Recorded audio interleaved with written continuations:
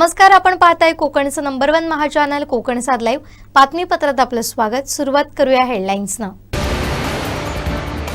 महायुतीतील वादावर पडदा, आमदार निलेश राणे घेतील रवींद्र चव्हाणांची भेट आणि 21 तारखेलाच मतमोजणी, सुप्रीम कोर्टाचे निर्देश।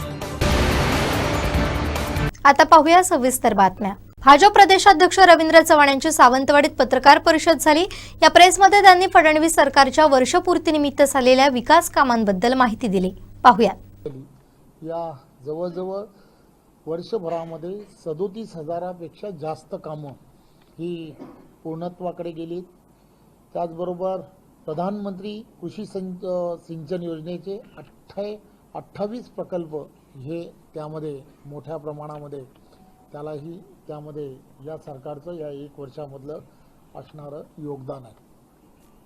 हे शेवटी या सगळ्या गोष्टीमध्ये एक मोठं पाऊल महाराष्ट्रामध्ये टाकण्याचा प्रयत्न केला गेला आहे। नदी जोड प्रकल्प या संदर्भात बरेच वर्ष चर्चा सुरू होती, परंतु नदी जोड प्रकल्प खऱ्या अर्थाने जर सुरू करायचे असतील तर त्यासाठी मराठवाडा ग्रीड असेल किंवा या पद्धतीने कशा पद्धतीने त्यामध्ये पुढे जाता येऊ शकतं त्याची खऱ्या अर्थाने सुरुवात जर कोणी केली असेल तर ते आदरणीय महाराष्ट्र राज्याचे लोकप्रिय असे मुख्यमंत्री देवेंद्रजी यांच्या नेतृत्वामध्ये महायुतीच्या सरकारने केलं आहे असं मला सांगायला आनंद होतो। पायाभूत सुविधा या अधिक सक्षम झाल्या पाहिजेत। वाहतुकीच्या कोंडी या शहरांमधल्या संपल्या पाहिजेत। या दृष्टिकोनातून सुद्धा काम हे सरकारच्या माध्यमातून मोठ्या प्रमाणामध्ये सुरू झालं आहे। आपण सर्वजण जाणता की समृद्धी महामार्गाच्या माध्यमातून एक नवा असा मार्ग जो तयार झाला तो खऱ्या अर्थाने महाराष्ट्र सरकारला समृद्धीच्या दिशेने घेऊन जाणारा साबित झाला। त्यामुळे असे काही मोठे प्रकल्प हे सर्व ठिकाणी सुरू झाले पाहिजेत या दृष्टिकोनापासून म्हणून शक्तीपीठ निर्माणाच्या संदर्भात सुद्धा महाराष्ट्र शासनाने निर्णय घेतला आहे आणि त्या दृष्टिकोनातून सुद्धा लोकांनी नियोजन हे सरकारच्या माध्यमातून होत आहे। वाढवण पोर्ट जे आहे वाढवण पोर्ट याला मंजुरी दिली गेल्यामुळे आपण सर्वजण जाणता की वाढवण पोर्ट हे आशियामधलं असणारं सर्वात मोठं असं पोर्ट आहे। देशाचे पंतप्रधान नरेंद्र मोदीजी यांच्या नेतृत्वामध्ये या पोर्टच्या निर्मितीमध्ये फक्त ते पोर्टच निर्माण होणार नाही तर पालघर जिल्ह्याला एक वेगळ्या पद्धतीने आणि संपूर्ण देशाच्या असणाऱ्या जी आर्थिक वाढवण पोर्ट जे आहे वाढवण पोर्ट याला मंजुरी दिली गेल्यामुळे आपण सर्वजण जाणता की वाढवण पोर्ट हे आशियामधलं असणारं सर्वात मोठं असं पोर्ट आहे। देशाचे पंतप्रधान नरेंद्र मोदीजी यांच्या नेतृत्वामध्ये या पोर्टच्या निर्मितीमध्ये फक्त ते पोर्टच निर्माण होणार नाही तर पालघर जिल्ह्याला एक वेगळ्या पद्धतीने आणि संपूर्ण देशाच्या असणाऱ्या जी आर्थिक आपण सुबत्ता ज्याला म्हणतो सुबत्ता आणण्यामध्ये त्याचं सर्वात मोठं योगदान हे यामध्ये होणार आहे। 10 लाखापेक्षा जास्त रोजगाराची निर्मिती ह्या वाढवण बंदर आणि त्याच्या असणाऱ्या आजूबाजूच्या जे परिसर आहे त्या परिसरामध्ये होणार आहे। त्यामुळे त्या ठिकाणी एक चांगलं जे एअरपोर्ट व्हावं या दृष्टिकोनातला सुद्धा प्रयत्न हा त्याच भागामध्ये आदरणीय देशाचे पंतप्रधान नरेंद्र मोदीजी आणि देवेंद्रजींच्या नेतृत्वात होणार आहे। त्यामुळे तो संपूर्ण भाग जो आहे जसा आपण म्हणतो की एक वेगळ्या पद्धतीने मुंबईला जोडणारा भाग असल्यामुळे मुंबईला आणि आजूबाजूच्या असणाऱ्या परिसराला एक फार मोठी ताकद येणार आहे। त्याच भागातून कॉरिडॉर्स मोठ्या प्रमाणात जात आहेत। बडोदा हायवे जे आहे ते त्याच भागातून जात आहे। त्यामुळे एक वेगळ्या पद्धतीने तिथली असणारी परिस्थिती जी आहे तिथला असणारा जनजाती समाज जो आहे त्या जनजाती समाजाला एक रोजगाराच्या फार मोठ्या संधी ह्या त्यामुळे उपलब्ध होणार आहे। जवळजवळ 238 मुंबई आणि मुंबई उपनगरामध्ये आपल्याला माहिती आहे की रेल्वे जी आहे ती अत्यंत महत्त्वाची अशी भूमिका त्याला धामिनी असं म्हटलं जातं मुंबईला त्या रेल्वेला म्हटलं जातं। त्यामुळे या रेल्वेच्या असणाऱ्या ज्या लोकल्स डबे आहेत किंवा ज्या गाड्या ज्या आहेत त्या गाड्यांसाठी सुद्धा 238 नव्याने खरेदी करण्याच्या संदर्भातला निर्णय हा सुद्धा त्याच माध्यमातून घेण्यात आला आहे। नागपूरचा असणारा रिंग रोड जो आहे त्याला सुद्धा जवळजवळ 13,000पेक्षा जास्त कोटी रुपये ची मंजुरी करण्यात आली आहे। त्याचबरोबर त्या ठिकाणी आंतरराष्ट्रीय असं व्यापार आणि वित्तीय केंद्र तयार व्हावं या दृष्टिकोनातून सुद्धा 6,500 कोटीपेक्षा जास्त ही मंजुरी देण्यात आलेली आहे। असे अनेक प्रकल्प जे आहेत की जे प्रकल्प हे इन्फ्रास्ट्रक्चरमध्ये करण्याचा विचार केला गेलेला आहे आणि 100 गावं जी आहेत ती सौर ग्राम म्हणून योजना जी आहे ती सुरू झाली आहे। जवळजवळ 15 गावं त्या दृष्टिकोनातून आत्तापर्यंत पूर्ण झालेली आहेत। त्यामुळे या सगळ्या गोष्टी ज्या आहेत या येणाऱ्या काळामध्ये महाराष्ट्राच्या या सगळ्या गतिमान महाराष्ट्र करण्यासाठी, ज्याला देवेंद्रजी नेहमी म्हणतात की महाराष्ट्र आता थांबणार नाही, त्याचा अर्थ असा आहे की महाराष्ट्राला प्रत्येक क्षेत्रामध्ये एक नंबर करण्याचं काम हे महायुतीचं सरकार महाराष्ट्रातलं या गेल्या 1 वर्षामध्ये करत आहे।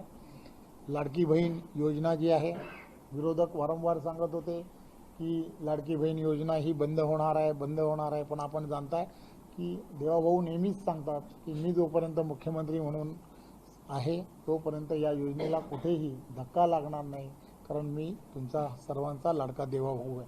त्यामुळे ती योजना अतिशय योग्य प्रकारे सुरू आहे। राज्यामधील असणाऱ्या 10 जे जिल्हे आहेत त्या 10 जिल्ह्यांमध्ये उमेदचे मॉल तयार व्हावेत अशा दृष्टिकोनातून, महिलांचं सक्षमीकरण व्हावं या दृष्टिकोनातून सुद्धा एक विचार आणि उमेदची असणारी ही जी फार मोठी असणारी महिलांची ताकद आहे तिला खऱ्या अर्थाने बाजारपेठ निर्माण करून देणं या दृष्टिकोनातून निर्णय हा सरकारने घेतला आणि त्या दिशेने आपण कामाला सुरुवातही झालेली आहे। टीईटी सक्तीविरोधात शिक्षक संघटनांनी शाळाबंद आंदोलन छेडले। जिल्हाधिकारी कार्यालयासमोर शिक्षक एकवटले। पाहूया। शिक्षक आहेत त्याच्यामुळे या इंग्रजी मीडियमच्या ज्या शाळा आहेत त्या आज वाढत आहेत आणि आमच्या ज्या मराठी शाळा याच्यात काय होणार, श्रीमंत लोक म्हणजे पूर्वीची जी दरी निर्माण होणार आहे, गरीब तो गरीब राहणार, श्रीमंत तो श्रीमंत राहणार। आज मला 45,000 रुपये पेन्शन मिळते, तर आजच्या दिवसाची 1 दिवसाची 1500 रुपये पेन्शन त्यांनी माध्यमिक अध्यापक संघाच्या लढा निधीमध्ये माझ्याकडे सुपूर्द केली। नारायण माने सरांचं मी कौतुक करतो। मित्रांनो, खरं म्हणजे आपले 7 विभाग आहेत, 7 विभागामध्ये 7 शिक्षक आमदार आणि 7 पदवीधर आमदार। हे शिक्षक आमदार आणि पदवीधर आमदार संपूर्ण महाराष्ट्र नेतृत्व करतात आणि ह्या सगळ्या समस्या आमच्या तशा लागू जागेवरती आहेत, ते काही काम करत नाहीत। आणि प्राथमिक शिक्षण हा शिक्षणाचा मूलभूत पाया आहे आणि शिक्षण ही जीवनाची प्रक्रिया आहे। ही प्रक्रिया थांबवणं म्हणजे माणूस नाहीसा करणं असं शासनाचं धोरण दिसतो। कोकणासारख्या भागात डोंगराळ भाग, एका शाळेत एका वाडीवरचं मूल दुसऱ्या वाडीवर जाऊ शकत नाही। आजची गोष्ट नाहीये ही भविष्यात हळूहळू मराठी शाळा बंद होतील, तेव्हा तुमच्या घराशेजारी शाळा बंद झाली तर तुम्हाला किती किलोमीटरला तुमच्या मुलाला शाळेत घालायचं आहे। पहिली दुसरीचं लहान बालक त्यावेळेला किती लांब शाळेत जाणार आहे याचा विचार करा। राज्यकर्ते कोणतेही वाईट नसतात, पण त्यांची जी रणनीती आहे, त्यांची जी विचार प्रणाली आहे, ज्या पद्धतीने ते पुढे नेतात त्या राज्याचा गाडा किंवा देशाचा गाडा, ती विचार प्रणाली जर या मूळ समाजाच्या विरोधी असेल तर त्याला विरोध आपण केलाच पाहिजे। तो निमूटपणे आपण सहन करणार का, हा खरा प्रश्न आहे, लक्षात घ्या। या संदर्भामध्ये याचिकाकर्त्यांचे जे वकील आहेत ते सगळे वकील यांची एक मीटिंग अरेंज करण्याचा वरिष्ठांनी प्रयत्न करावा। त्यासाठी प्रत्येक संघटनेने राज्य स्तरावर त्यासाठी संपर्क करा, हा आग्रह धरा आणि जर हे झालं तर 101% विजय आपला, हे लक्षात ठेवा। मित्रांनो, लक्षात घ्या की या संपूर्ण प्रक्रियेमध्ये आज सिंधुदुर्ग जिल्ह्यातून ही जी उपस्थिती आहे, मगाशी काहीतरी आपण म्हणालो की कमी आहे, अजिबात कमी नाही आहे उपस्थिती। ज्या दडप, कारण या ठिकाणी आपल्याकडे जमाबंदीचा आदेश होता, इतकंही करून ज्या प्रशासनाने आपल्याला परवानगी दिली, स्पीकरची परवानगी मी विचारलं काल मी विचारलं स्पीकरची परवानगी आहे का, चला बिनधास्त, हरकत नाही। आणि सर 37(1) ही कलम असताना कितीतरी वेळा आम्ही मोर्चे काढलेत। अरे आम्ही काय गुन्हेगार आहोत? आम्ही कोणाचा विनयभंग केलाय? आम्ही खून केलाय? आम्ही दरोडा केलाय? आम्ही काही चोरी केली आहे की आणखी काय केलंय ते सांगा की आम्हाला तुम्ही अटक करणार, आणि अटक करणार असाल, या शिक्षण वाचवण्यासाठी अटक करणार असाल, आता जरूर करा, पहिला अटक व्हायला मी तयार आहे, काही अडचण नाही। आणि ही हिंमत प्रत्येकाने ठेवली पाहिजे। जर ही हिंमत ठेवाल, काय अडचण आहे मला सांगा ना। अरे शाळा वाचवण्यासाठी, शिक्षण वाचवण्यासाठी, माझा मुलगा शिकण्यासाठी, गोरगरिबांची मुलं शिक्षण घेण्यासाठी आपण गुन्हे घेणार असू तर याच्यापेक्षा आणखी दुसरं भाग्य नाही कोणतं, लक्षात घ्या। एक लक्षात घ्या की आणि या आजच्या परिस्थितीतही ज्याच्यावर गुन्हे अधिक तो फार मोठा माणूस गणला जातो. ते गुन्हे कोणत्या कोणत्या प्रकारचे ते बघा, तुम्ही ठरवा.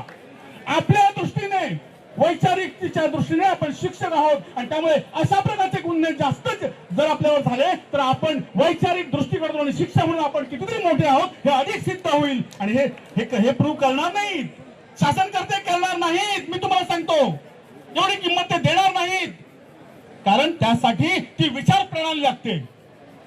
शिक्षकांची जर अशा प्रकारे दडपशाही केली, अशा प्रकारे त्यांना जर अन्यायकारक वागणूक दिली तर एक वेळ अशी येईल की जे आज या प्रश्नाचं गांभीर्य नाही, जे आजूबाजूला आहेत, जे घरात आहेत आणि जो इतर समाज आहे ते सुद्धा एक वेळ अशी येईल की ते पेटून उठतील, सत्तेची कधी परतवून टाकतील सांगते येते. ही भीती राज्यकर्त्यांना सुद्धा. राज्यकर्ते म्हणजे काय आकाशातून पडलेत का?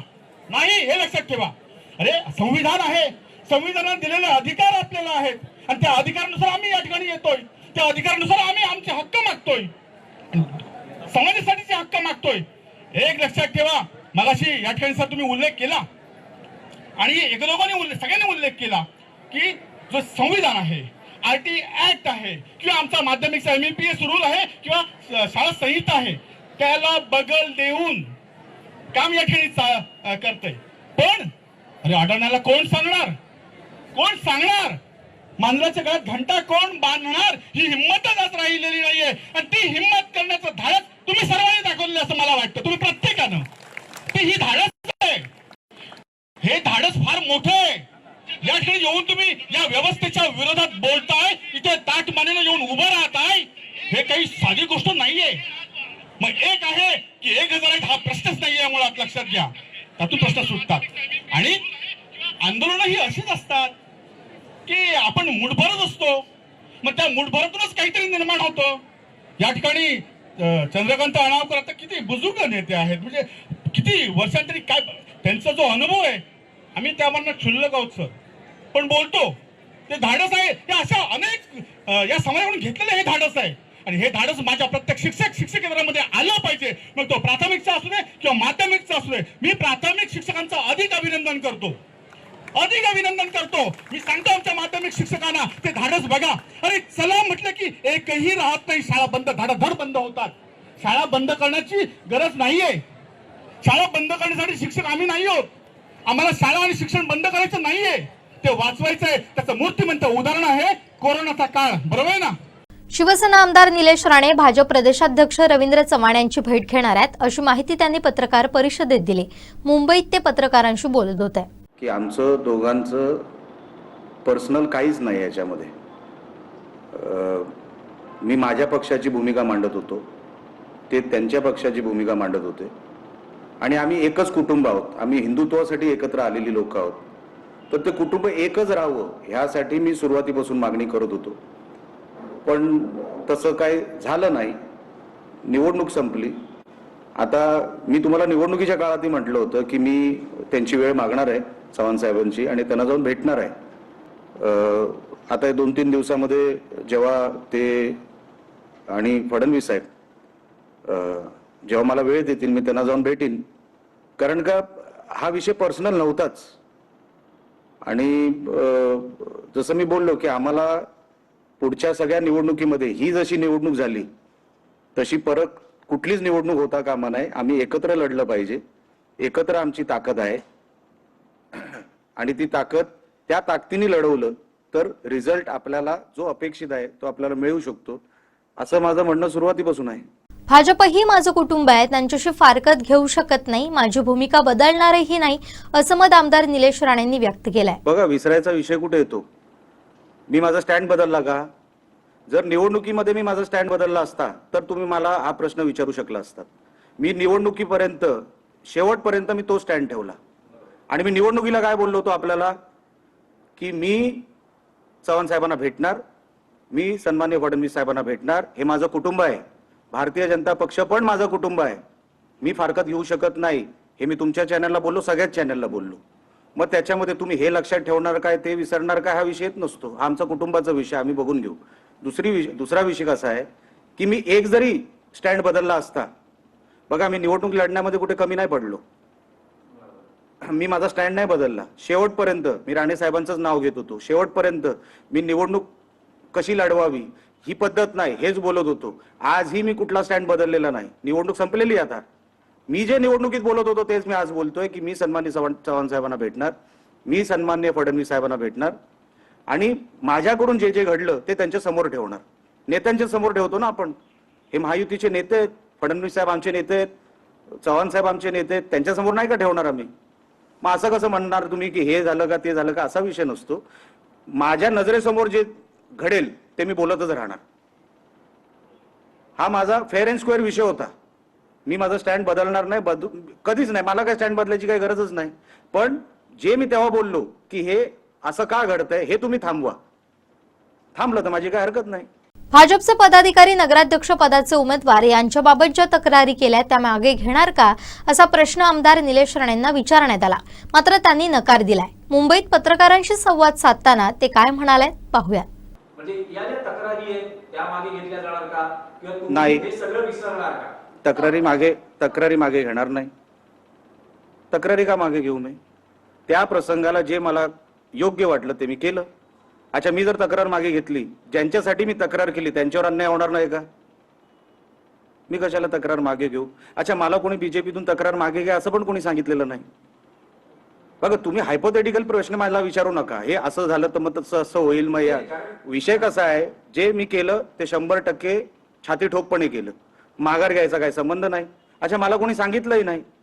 उलटा असंही सांगितलं कदाचित निलेशने केलं असेल तर योग्यच केलं असेल, कारण का तो काही चुकीचं करणार नाही असं काही ठिकाणी बोललं गेलं बीजेपीमध्ये. तर मला माझे नेते काय न्याय देतील ह्या प्रतीक्षेत मी आहे. बरोबर की नाही? मी अजूनपर्यंत त्यांना भेटलेलो नाही. त्यांना भेटल्यानंतर मी तुम्हाला सांगू शकेन की ह्याच्यावरती मला न्याय मिळाला की नाही मिळाला. बरोबर. दुसरी गोष्ट, हे सगळं जे तुम्ही म्हणताय हे मी पुराव्यासकट दिलेलं आहे. मी फक्त आरोप केले नाही. तुम्ही म्हणतात आरोप केले, आरोप नाही केले. मी मतदार यादीमध्ये जे काय होतं ते दाखवलं नावासकट. मी त्या फॉर्म ज्या काही उमेदवार होत्या त्यांचा होत त्यांचं डुप्लिकेट ओबीसी सर्टिफिकेट मी तुमच्या समोर दाखवलं आणि पैशाची बॅग पकडून दिली. शेवटच्या दिवशी पण पकडून दिली. कुठे आरोप केला मला सांगा. मी सिच्युएशन तुम्हाला दाखवली. बघा, ही सिच्युएशन आहे. ती सिच्युएशन तुम्ही कशी दाखवली हा अधिकार तुमचा आहे. मी तेव्हाही बोललो, मी एका व्यवस्थेचा पाठलाग केला. ती व्यवस्था मला जिथे घेऊन गेली त्या व्यवस्थेच्या ठिकाणी मी पोहोचलो. स्पेसिफिक माझा कोणावर राग नाही, स्पेसिफिक मी कोणावर आरोप केले नाहीत. मी तेव्हाही म्हणत होतो मी चव्हाण साहेबांना भेटणार. मी आजही म्हणतो मी चव्हाण साहेबांना भेटणार. कारण का, वैयक्तिक माझा वाद नाहीये. निवडणूक अशी होता कामा नाही. महाराष्ट्रातील स्थानिक स्वराज्य संस्थांच्या प्रलंबित निवडणुकांवर अखेर सर्वोच्च न्यायालयानं अत्यंत कडक भूमिका घेत स्पष्ट आदेश दिलेत. राज्यातील सर्व नगरपालिका, नगरपंचायती, महानगरपालिका आणि इतर स्थानिक स्वराज्य संस्थांच्या निवडणुका 31 जानेवारी 2026 पर्यंत पूर्ण करणं बंधनकारक असल्याचं न्यायालयानं सांगितलंय. कोणत्याही परिस्थितीत निवडणुका पुढे ढकलल्या जाऊ नयेत असे स्पष्ट निर्देश देत सर्वोच्च न्यायालयानं निवडणूक प्रक्रियेवरील अनिश्चिततेला पूर्णविराम दिलाय.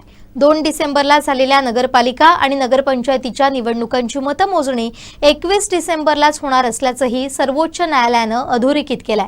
21 तारखेपूर्वी मतमोजणी घेण्यास न्यायालयानं स्पष्ट नकार दिलाय.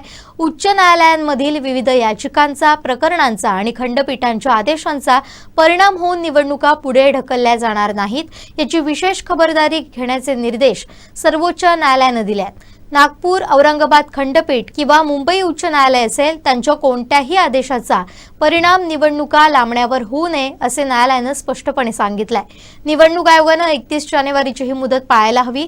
या मुदतीनंतर स्थानिक स्वराज्य संस्थेच्या निवडणुका कोणत्याही परिस्थितीत पुढे ढकलता कामा नयेत. नगरपालिका आणि नगरपंचायतींची मतमोजणी 31 डिसेंबरलाच होणार आहे. सर्वोच्च न्यायालयानं मतमोजणी 21 तारखेपूर्वी करण्यास नकार दिलाय. 2 तारखेला झालेल्या मतदानाची मतमोजणी कोणत्याही परिस्थितीत 21च्या पुढे ढकलली जाणार नाही असं न्यायालयानं स्पष्ट केलंय. न्यायालयानं 21 तारखेला होणारी मतमोजणी लवकरच घ्यावी अशा स्वरूपाचे आदेश दिलेले नाहीत. निवडणूक आयोगानं दिलेली वेळ मर्यादा काटेकोरपणे पाळावी.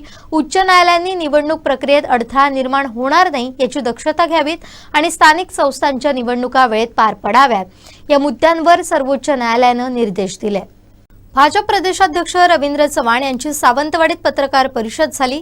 या प्रेसमध्ये त्यांनी फडणवीस सरकारच्या वर्षपूर्तीनिमित्त झालेल्या विकास कामांबद्दल माहिती दिली। यावेळी पत्रकारांनी आरोग्य संदर्भात प्रश्न विचारला, मात्र याचं उत्तर न देता प्रदेशाध्यक्ष निघून गेले। पाहुयात सावंतवाडीत झालेल्या पत्रकार परिषदेत काय म्हणाले। विनायकात सावंतवाडीत प्रदेशाध्यक्ष रवींद्र चव्हाण यांची पत्रकार परिषद झाली। यावेळी त्यांनी फडणवीस सरकारच्या वर्षपूर्तीनिमित्त झालेली विकास कामं यांबाबत सुद्धा संवाद साधला। मात्र ज्यावेळी त्यांना आरोग्याचा प्रश्न विचारण्यात आला त्यावेळी एक वेगळीच भूमिका त्यांची दिसली। नेमकं यावेळी सावंतवाडीच्या पत्रकार परिषदेत नेमकं काय घडलंय? निश्चितच होईल। आज भाजपचे प्रदेशाध्यक्ष रवींद्रजी चव्हाण सावंतवाडीत आले होते आणि महाराष्ट्र सरकारमध्ये देवेंद्र फडणवीस यांच्या नेतृत्वाखाली ज्या पद्धतीनं सरकार कार्यरत आहे त्या सगळ्या कामांची त्यांनी माहिती दिली। कशा पद्धतीनं गतिमान सरकार काम करतंय त्यावर त्यांनी भाष्य केलं। विविध योजना ज्या सरकारच्या माध्यमातून राबवल्या गेल्या, वर्षभरात जी कामं केली गेली त्याबाबत त्यांनी सांगितलं, माहिती दिली। त्याचबरोबर ज्या पद्धतीनं आपण पाहतोय स्थानिक स्वराज्य संस्थांच्या ज्या निवडणुका झाल्या त्या निवडणुकांमध्ये महायुतीमध्ये जो वाद झाला, महायुतीमध्ये ज्या घडामोडी घडत आहेत त्यावर सुद्धा रवींद्र चव्हाण यांनी भाष्य केलं की ते सगळ्या गोष्टींवर जे उपमुख्यमंत्री आहेत, शिवसेनेचे नेते आहेत, त्यांच्यासोबत बैठका झाल्या, त्यांच्यासोबत गोष्टी झाल्या आणि त्यानंतर हे वाद वाढू नये किंवा जे एकमेकांच्या पक्षातले कार्यकर्ते फोडले जात होते, प्रवेश घेतले जात होते, ते यापुढे होऊ नये। महायुतीचा जो युती धर्म आहे तो कायम राहावा या पद्धतीचं वक्तव्य सुद्धा त्यांनी केलं। मात्र हे सगळं होत असताना आपण जर पाहिलं संपूर्ण वर्षभरात जी काही विकास कामांचा आराखडा त्यामध्ये पाहिला तर आरोग्याचा एक प्रश्न जो आहे, विशेषतः सिंधुदुर्ग जिल्ह्यातला जो आरोग्याचा प्रश्न आहे तो खूप महत्वाचा आहे। सिंधुदुर्ग जिल्ह्यातल्या लोकांना आज सुद्धा आरोग्य सेवांसाठी गोवा बांबोळी इथं जावं लागतं, पर जिल्ह्यात जावं लागतं, पर राज्यात जावं लागतं आणि हा प्रश्न रवींद्रजी चव्हाण यांना विचारण्याचा प्रयत्न आम्ही केला। कारण स्वतः रवींद्रजी चव्हाण यांनी सामाजिक बांधिलकी राखत सावंतवाडी उपजिल्हा रुग्णालयामध्ये एक MD फिजिशियन नेमला आहे। एक सामाजिक भावनेतनं त्यांनी हा डॉक्टर इथे नेमलेला आहे। जर बघितलं तर गेली 2014 पासून महायुतीचं सरकार राज्यामध्ये आहे। मधल्या 2.5 वर्षाचा जर काळ सोडला तर महायुतीचं सरकार या राज्यामध्ये आहे आणि असं असताना आरोग्य सेवा, आरोग्य सुविधांचा प्रश्न हा जैसे तेच आहे। आज सिंधुदुर्ग जिल्हा असेल, सावंतवाडी असेल, या भागात MD फिजिशियन्स डॉक्टर मिळत नाहीत। इथल्या जे रुग्ण आहेत, इथले जे जिल्हावासी आहेत त्यांना आरोग्याच्या प्रश्नासाठी, आरोग्य सुविधांसाठी, उपचारांसाठी गोव्याकडे भीक मागायची वेळ येते आणि ही परिस्थिती आजही संपलेली नाही। त्याबद्दल जेव्हा आम्ही विचारायचा त्यांना प्रयत्न केला त्यांनी तो प्रश्न टाळला की त्यांना पुढच्या कामाला निघायचं होतं म्हणून ते निघून गेले, हे समजलं नाही। मात्र हा एक गंभीर प्रश्न होता, हा जिल्हावासियांचा होता, इथल्या सर्वसामान्य जनतेचा होता। महाराष्ट्र सरकारनं वर्षभरात केलेली विकास कामं त्यांनी सांगितलेली असताना स्वतः रवींद्र चव्हाण यांना ती जाण आहे। त्या जाणीवेतनं, त्या जाणीवेतनं त्यांनी एक सामाजिक बांधिलकी म्हणून उपजिल्हा रुग्णालयामध्ये MD फिजिशियन नेमला आहे, तिथे ते सेवाही देतात। त्यामुळे त्या संदर्भातला तो प्रश्न होता, मात्र त्या प्रश्नावर उत्तर देताना ते दिसून आले नाही आणि अशा पद्धतीचं सगळं चित्र या ठिकाणी दिसलं। मात्र या पत्रकार परिषदेमधनं जे महाराष्ट्र सरकारने वर्षभरात काय केलं या सगळ्याची माहिती, त्याचबरोबर मधल्या काळामध्ये या 15-20 दिवसामध्ये निवडणुकीच्या वेळी महायुतीमध्ये जे काही नाट्य सुरू होतं, ज्या काही घडामोडी सुरू होत्या त्यावर सुद्धा पडदा टाकण्याचं काम सुद्धा या पत्रकार परिषदेमधनं झालेलं पाहायला मिळतंय। धन्यवाद विनायक, तू दिलेल्या सविस्तर माहितीसाठी। महायुतीतल्या वादावर भाजप प्रदेशाध्यक्ष रवींद्र चव्हाण यांनी भाष्य केलंय। कल्याण, डोंबिवली आणि कोकणातील ताणलेल्या मुद्द्यांवर ते बोलले। एकनाथ शिंदे यांनीही यावर पडदा टाकल्याची भूमिका घेतल्याची माहिती दिली आहे। परंतु या सगळ्या गडबडीमध्ये निवडणूक असते, निवडणुकीच्या प्रचारामध्ये अनेक आरोप प्रत्यारोप अशा सगळ्या गोष्टी होत असतात आणि तशा होणं हे स्वाभाविकही असतं। परंतु एक गोष्ट फार महत्त्वाची आहे की या संदर्भात भारतीय जनता पार्टी, शिवसेना आणि राष्ट्रवादी आम्ही सर्वजण महायुतीमध्ये एकत्रपणे सत्तेमध्ये गेली 1 वर्ष अतिशय चांगल्या पद्धतीने काम करतो आहे आणि त्यामुळे या सगळ्या गोष्टी महाराष्ट्रातील जनतेसाठी फार हितावह आहेत। हे मी आत्ताच सांगितलेल्या विषयामुळे आपल्याला लक्षात येतं। त्यामुळे येणाऱ्या काळामध्ये राज्यामधलं आणि केंद्रातलं सरकार अतिशय सुरळीतपणे 2029 पर्यंत चाललं पाहिजे, ही धारणा पूर्ण महाराष्ट्रातील जनतेची आहे आणि हीच धारणा भारतीय जनता पार्टीची सुद्धा आहे आणि भारतीय जनता पार्टीचा प्रदेशाध्यक्ष म्हणून आणि पूर्ण पार्टीचे असणारे आमचे सर्व नेते मंडळी याच दिशेने आहेत। परंतु एक गोष्ट लक्षात घेतली पाहिजे की काही दिवसा अगोदर काही घटनाक्रम असेच होत राहिले की त्या घटनाक्रमांमुळे काही ना काहीतरी विषय पुढे जात राहिले कालच या संदर्भामध्ये 2 दिवसा अगोदर आदरणीय एकनाथराव शिंदेजी उपमुख्यमंत्री आमचे महायुतीतले नेते आहेत त्यांच्याशी चर्चा झाली आणि त्यांनी या संदर्भामध्ये विषय जे आहेत ते विषय आपण अधिक वाढवू नये असं ज्यावेळेला सांगितलं त्यावेळेला मी त्यांना म्हटलं की आपण काय करावं ते लवकरच आम्ही सर्वजण देवेंद्रजी मी आणि ते आम्ही सर्वजण बसणार आहोत. त्यामुळे त्यांनी असं मला सांगितलं की जे घडलं आहे त्यापैकी काही गोष्टींवरती आपण पडदा टाकला पाहिजे. त्यामुळे कल्याण डोंबिवली आणि हा सगळा जो भाग आहे जरा एकदम अतिशय संवेदनशील आहे. त्यामुळे त्या संवेदनशील भागामध्ये काही प्रवेश हे शिवसेनेकडून काही प्रवेश घेण्यात आले. त्यामुळे मग त्या दृष्टिकोनातून भारतीय जनता पार्टीने सुद्धा काही प्रवेश त्या संदर्भात घेतले.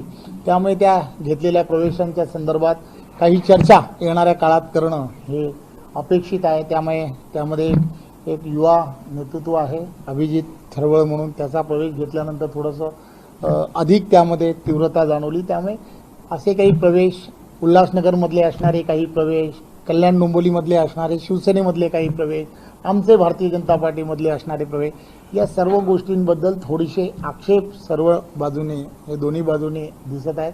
त्यामुळे त्या संदर्भात वरिष्ठ मंडळी सगळेजण बसतील असं आम्ही सर्वांनी ठरवलं आहे.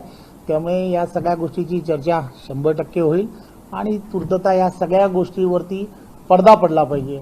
यानंतरच्या काळात महाराष्ट्रातील असणाऱ्या सगळ्या भारतीय जनता पार्टी शिवसेनेतील सर्व कार्यकर्त्यांनी आणि पदाधिकाऱ्यांनी आपापसामधले असणारे कोणालाही घेऊ नये अशा पद्धतीचा हा निर्णय आम्ही आता सध्या शिंदेसाहेब असतील, देवेंद्रजी असतील आणि आम्ही भारतीय जनता पार्टीचे आणि आम्ही सगळीजण राजकारणामध्ये असणारे बरेच वर्षाचे एकत्र काम करणारे कार्यकर्ते, महायुतीमध्ये करणारे कार्यकर्ते आहोत. त्यामुळे आम्ही सर्वांनी मिळून असा निर्णय घेतला आहे. त्यामुळे लवकरच अधिवेशन काळामध्ये कधीतरी एक दिवस जे प्रवासामध्ये किंवा कसं ना काहीतरी बसून या सगळ्या गोष्टीची चर्चा होईल. परंतु महाराष्ट्राला येणाऱ्या काळामध्ये गतिमान करण्यासाठी देवेंद्रजींच्या नेतृत्वामध्ये एक चांगल्या पद्धतीने महाराष्ट्रातील जनतेला जे आवश्यक आहे ते करण्याचा निर्णय हा आम्ही सर्वांनी घेतलेला आहे. धन्यवाद. देवगडमध्ये ठिकठिकाणी दत्त मंदिरामध्ये दत्त जयंतीचा सोहळा विविध धार्मिक आणि सांस्कृतिक कार्यक्रमांनी पार पडला. यावेळी मोठ्या संख्येनं भाविकांनी या दत्त जयंतीनिमित्त दत्त दर्शनाचा आणि सोहळ्याचा लाभ घेतला. यावेळी येथील दत्त मंदिरामध्ये विविध धार्मिक सांस्कृतिक कार्यक्रमांचं मोठं आयोजन करण्यात आलं होतं.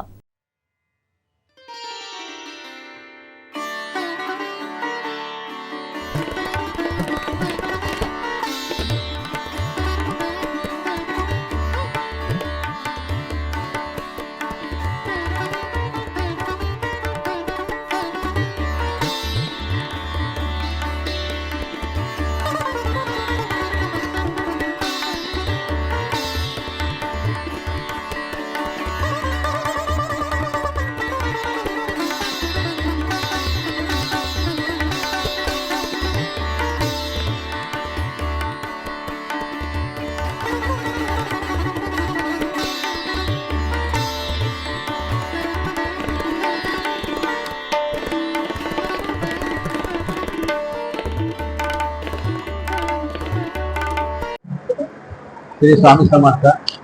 हा श्री स्वामी समर्थ मठ हटपीठ देवगड इथे प्रतिवर्षाप्रमाणे हा दत्त जयंतीचा उत्सव मोठ्या आनंदात आणि भक्तिमय वातावरणात साजरा होत आहे. खूप खूप लांबून भक्त लोक आलेले आहेत स्वामींच्या दर्शनाला आणि स्वामींच्या मध्ये त्याने दत्त माऊली बघितलेले आणि आनंदाने एकदम म्हणजे अंतर मनातून त्याने स्वामींना नमस्कार करून त्यांचा आशीर्वाद घेऊन महाप्रसाद घेऊन समाधाने आपापल्या घरी निघून गेलेले आहे.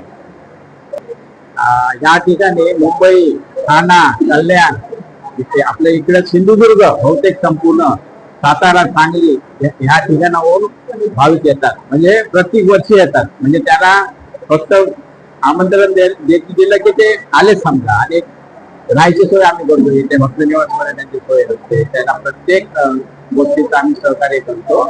त्याचप्रमाणे ते सकाळपासून जे कार्यक्रम होते ते आमच्या कार्यकारी मंडळाचे सरचिटणीस नितीन मापसेकर सगळे सांगितले. मी स्वामी समर्थ परत पहिल्याची प्रथम सांगितली ती स्वामी समर्थ मराठी जो कार्यक्रम सुरू राहतो खरं म्हणजे या दत्त जयंतीचा मोठा 2018 साली आम्ही जी सुरुवात केली ती, म्हणजे दत्त जयंतीच्या कार्यक्रमाने सुरुवात झाली. त्यापासून ह्या कार्यक्रमाला जो काय भरघोस प्रतिसाद मिळतोय, वर्षानुवर्ष येथे भक्तांची रीत वाढतच चाललेली आहे आणि चांगला प्रतिसाद आहे.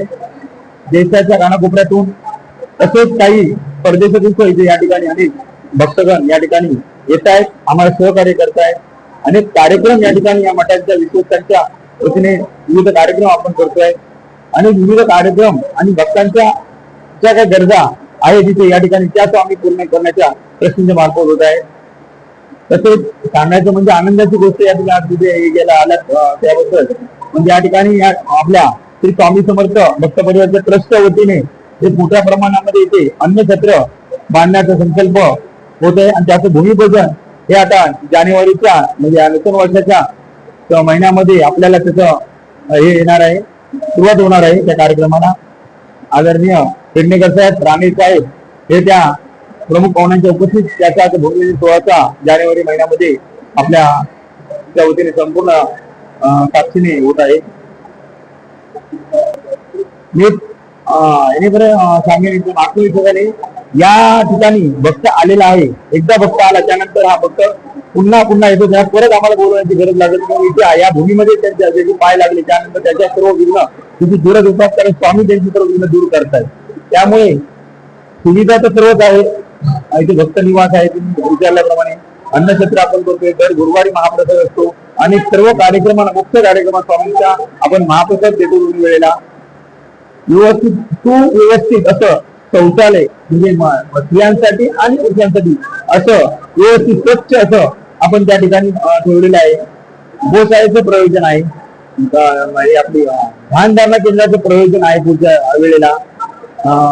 अशा विविध कार्यक्रम आपण अनेक मेडिकल कॅम्प या ठिकाणी उभारतो.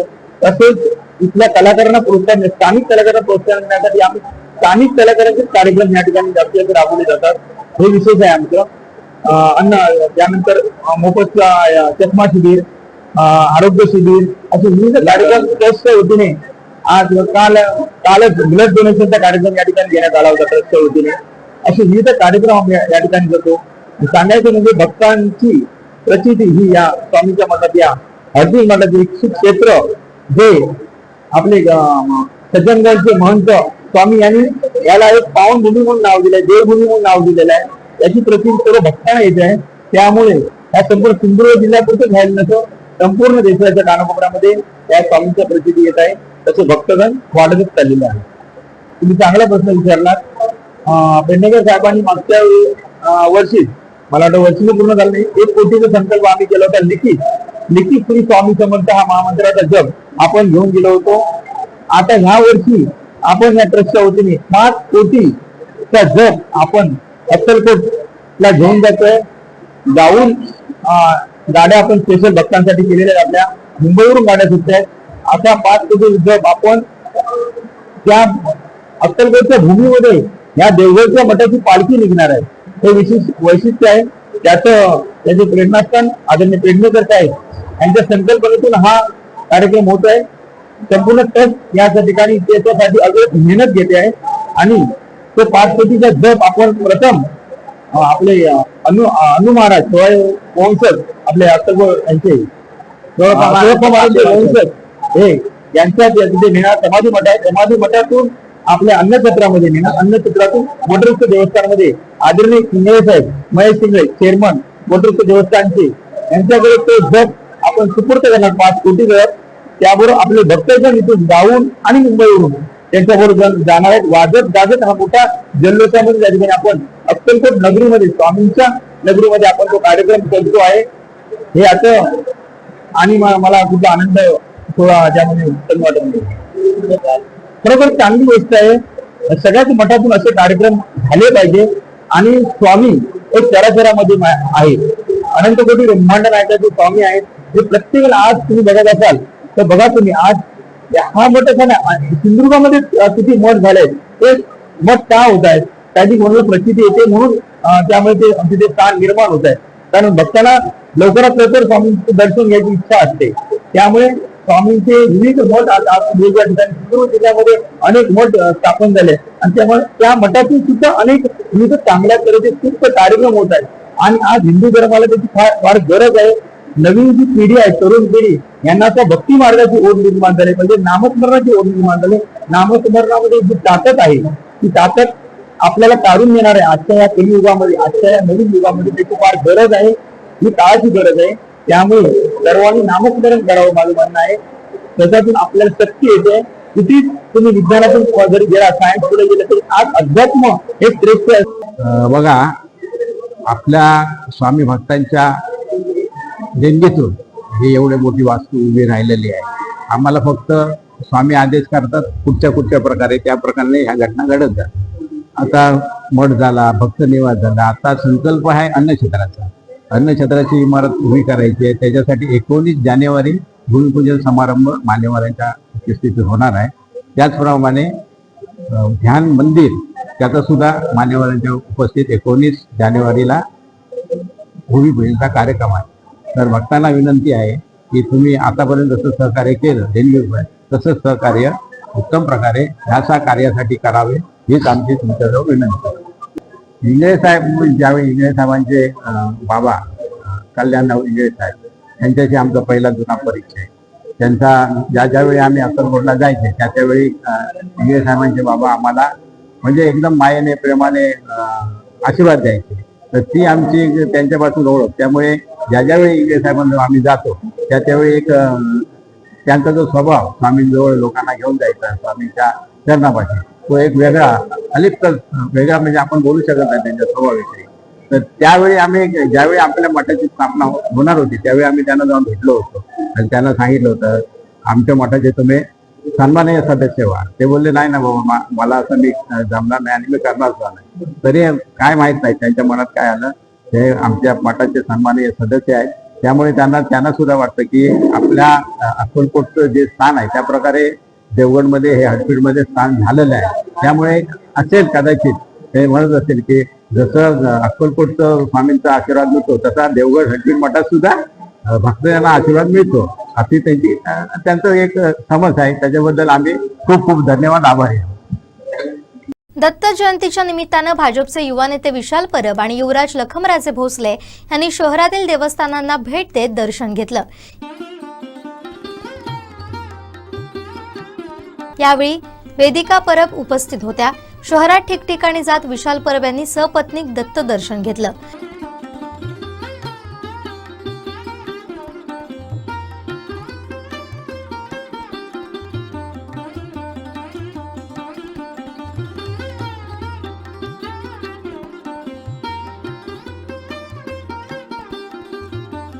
मंदिरातील टाळ मृदुंगांचा गजर आणि दिगंबराचा जयघोष ऐकून मन प्रसन्न झालं.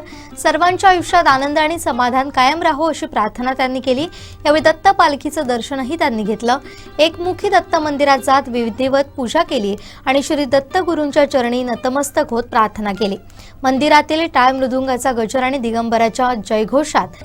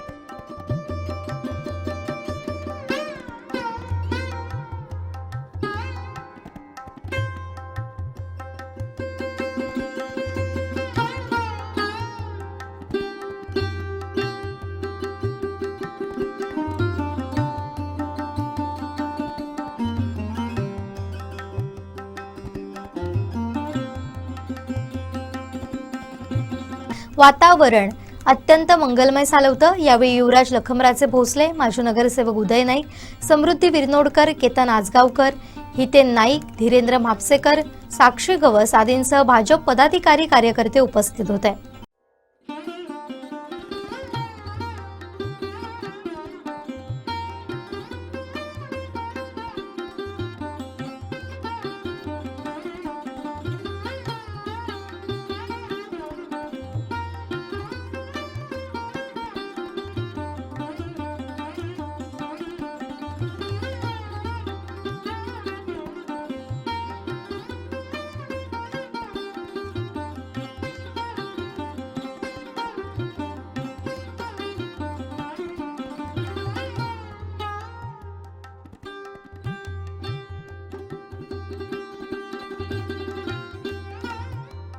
शेवटी ठळक घडामोडी पुन्हा एकदा।